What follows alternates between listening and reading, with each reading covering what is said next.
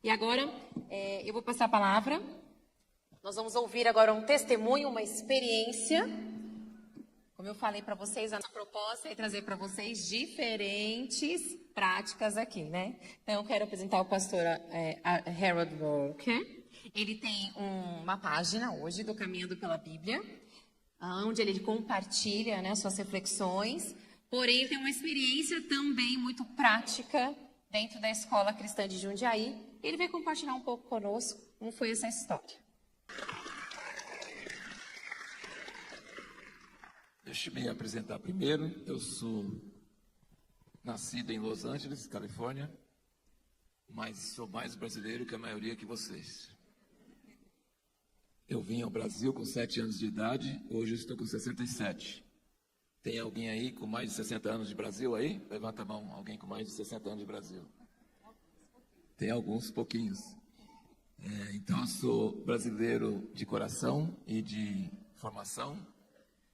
E por opção também, que eu sou cidadão americano, mas poderia voltar, mas não quero voltar. Quero ficar no Brasil mesmo. Brasileiro é o povo melhor da terra.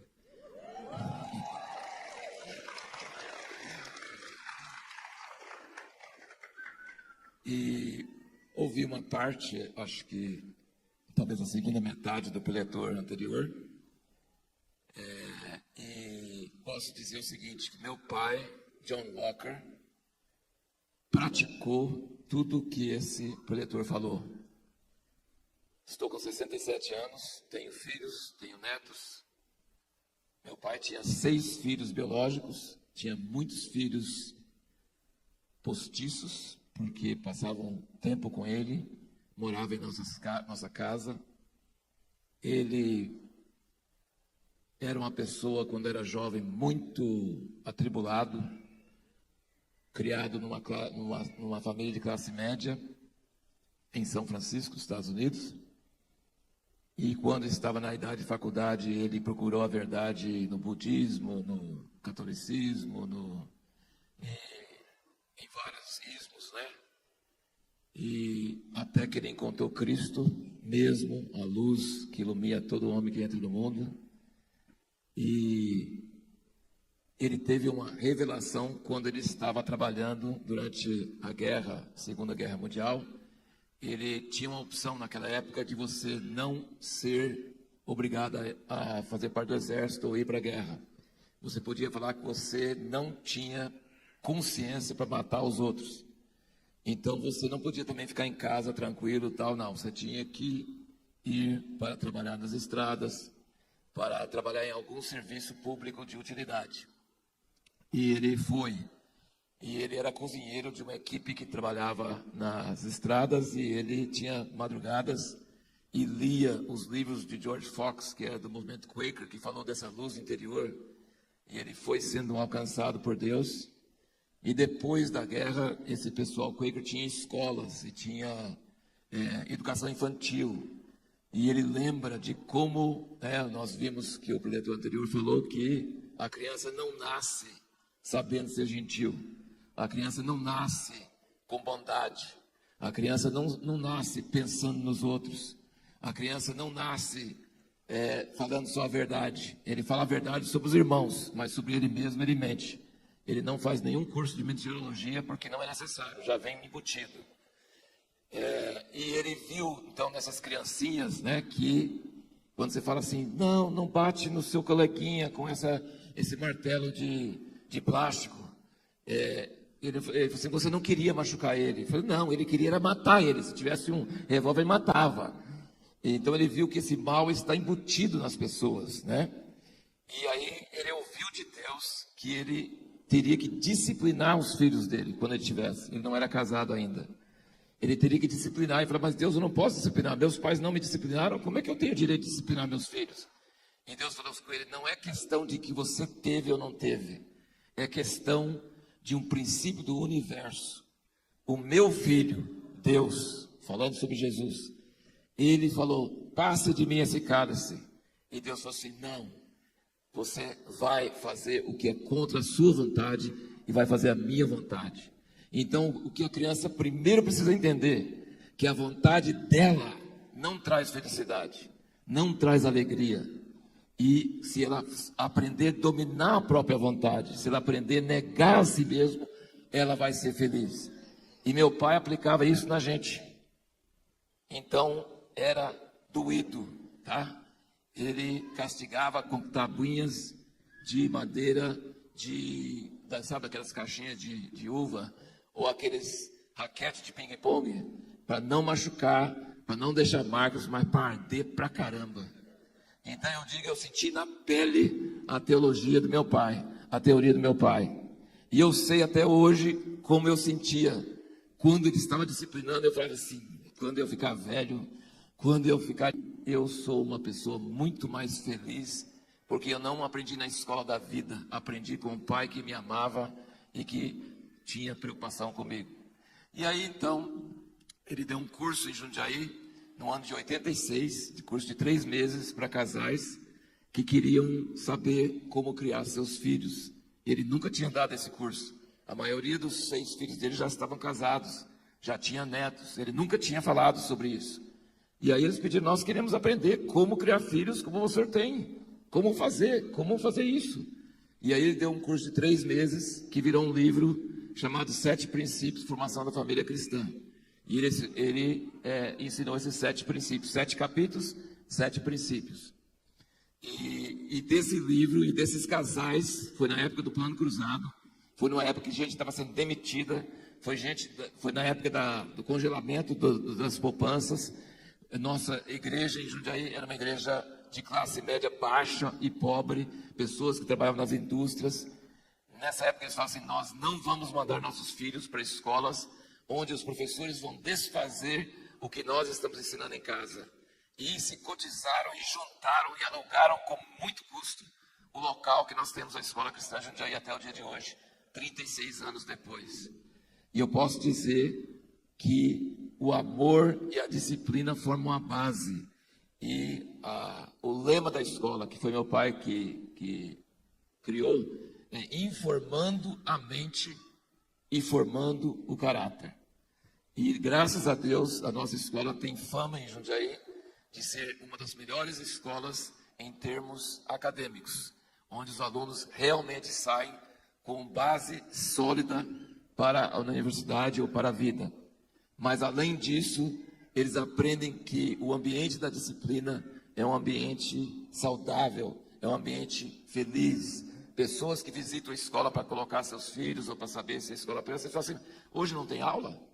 Nós temos em cada período 200, 300 alunos, num lugar pequeno. Assim, não tem barulho nenhum, não tem aluno aqui hoje. Os alunos aprendem a aprender, aprendem a se dominar, aprendem a aprender, a alegria de aprender. Meu pai também ensinou que não é só disciplina, que não é só seguir regras, que tem diversão, que tem alegria em aprender essas coisas. Então hoje nós temos muitos professores que são ex-alunos, nós temos filhos de ex-alunos, nós tínhamos pessoas, tipo aluno que deu trabalho demais, chegou a queimar a agenda da escola, na frente da escola, que ficou famoso na escola, entrou na história da escola, e hoje ele traz o filho dele para a escola, porque ele quer que ele aprender, não ser como ele era. Então, e todo ano, desde 86, desde aí a escola começou em 86, mas no ano 2000 nós começamos a fazer seminários para educadores. Então tem escola na Bahia, tem escola em Botucatu, tem escola em vários outros lugares que não são de uma rede, mas são escolas irmãs, escolas amigas. E então nós temos esse prazer de saber que o que meu pai cedeu de legado para nós, nós podemos passar para muitos alunos, muitos professores e muitas famílias.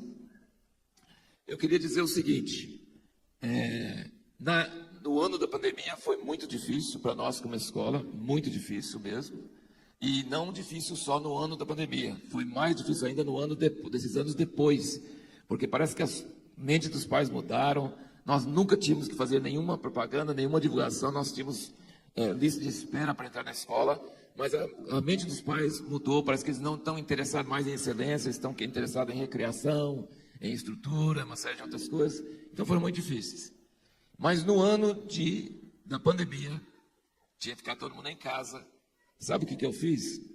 Eu fiz caminhando pela Bíblia eu fiz um videozinho, um áudio, tanto faz, está no Spotify, está no YouTube, para cada dia do ano. Ou seja, eu fiz 365 vídeos de 10 minutos, de 6 minutos, de 7 minutos, para incentivar as pessoas a ler a Bíblia toda.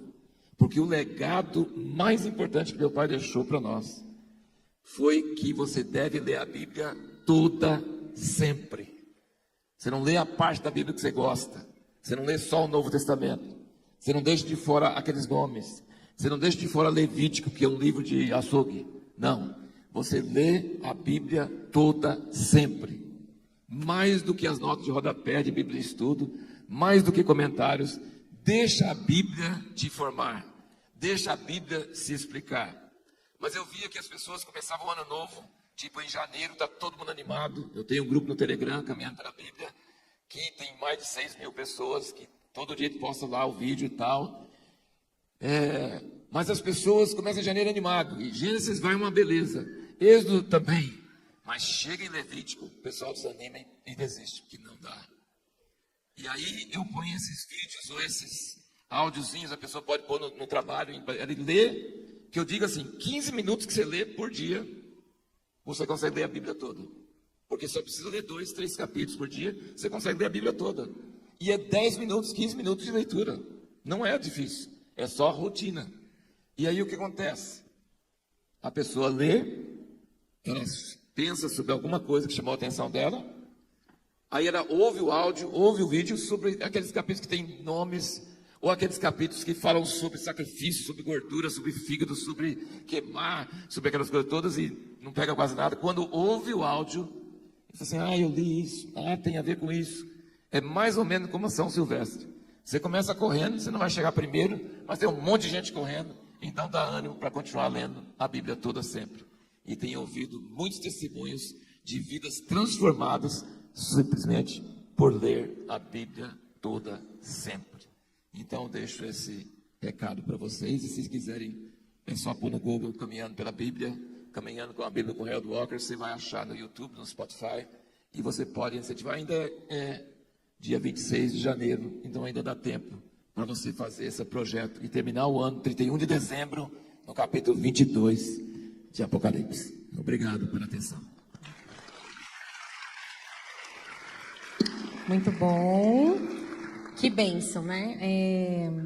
É maravilhoso a gente poder ver que uma boa escola, que pais preocupados, eles se unem e podem formar um projeto de educação para os seus filhos juntos, né? Isso é o resultado de uma comunidade. A gente está aqui neste congresso e nós acreditamos na liberdade educacional, nós acreditamos num sistema multimodal, na liberdade que você tem que ter, e as possibilidades precisam ser diversas. Então, nós acreditamos, vocês vão ver que pessoas falando sobre homeschooling, educação domiciliar, pessoas falando sobre escola cristã e escolas de educação por princípios. E o que nós acreditamos é que a gente precisa, como pais, ter escolha. Né? E sabemos que existem realidades diversas em nosso país e nós precisamos ter a liberdade de escolher algo que venha se encaixar na nossa família e, claro, respeite os nossos valores. Pode falar? Eu esqueci de dizer o seguinte, que apesar de ter escola cristã, nós, os filhos, foi homeschooling. Tá? Foi homeschooling. Meu pai era formado em História e Geografia, minha mãe em Literatura Inglesa e meu irmão em Ciências. Então, é homeschooling. Então, eu sou totalmente a favor de homeschooling, mas como ela disse, temos que ter várias opções para deixar um legado para nossos filhos. Isso mesmo. E preste atenção, então, que a escola cristã de Jundiaí, ela está disposta a ajudar outros lugares. Será que você tem uma comunidade que precisa de uma escola cristã? Vocês querem uma direção, querem uma ajuda? Existe, sim, outras instituições, associações de pais querendo te ajudar com isso.